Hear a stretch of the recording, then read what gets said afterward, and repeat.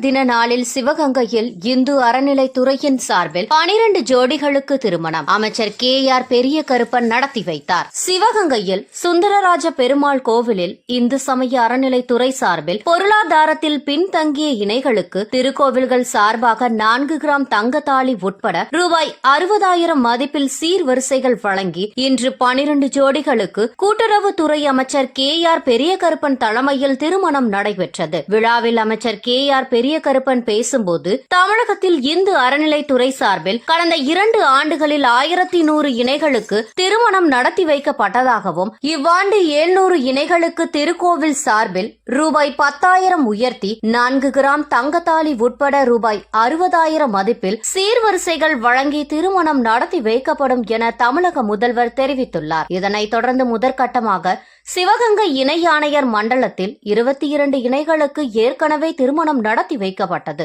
இன்று சிவகங்கை நகர் அருள்மிகு சுந்தரராஜ பெருமாள் திருக்கோவிலில் வைத்து 12 இணைகளுக்கு திருமணம் நடத்தி வைக்கப்பட்டுள்ளது என்றும் காதலர் தின நாளில் இணைந்த ஜோடிகள் அன்போடும் மகிழ்ச்சியோடும் வாழ வேண்டும் என்று அமைச்சர் பெரிய கருப்பன் தெரிவித்தார்.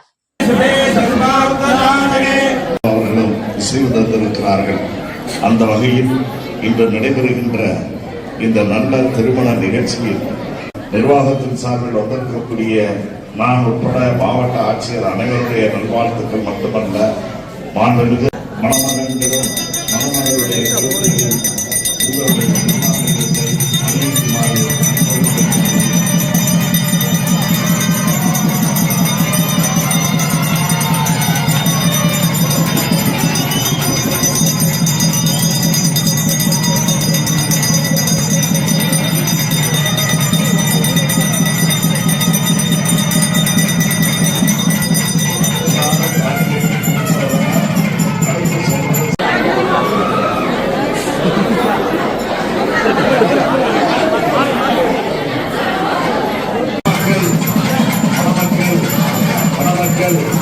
மணமக்கள்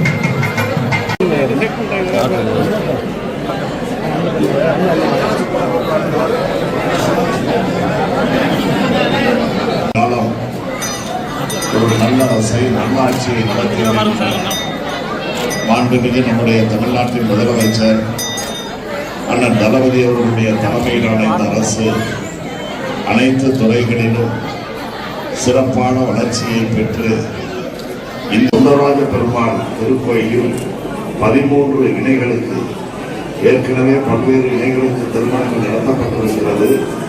இன்று அனைத்து மணமக்கள் அதை போல அவர்களுடைய பெற்றோர்கள் உற்றார் உறவினர்கள் அனைவரும் இருந்து மகிழ்ச்சியோடு இந்த திருமணத்தை நடத்தி வைக்க வேண்டும்.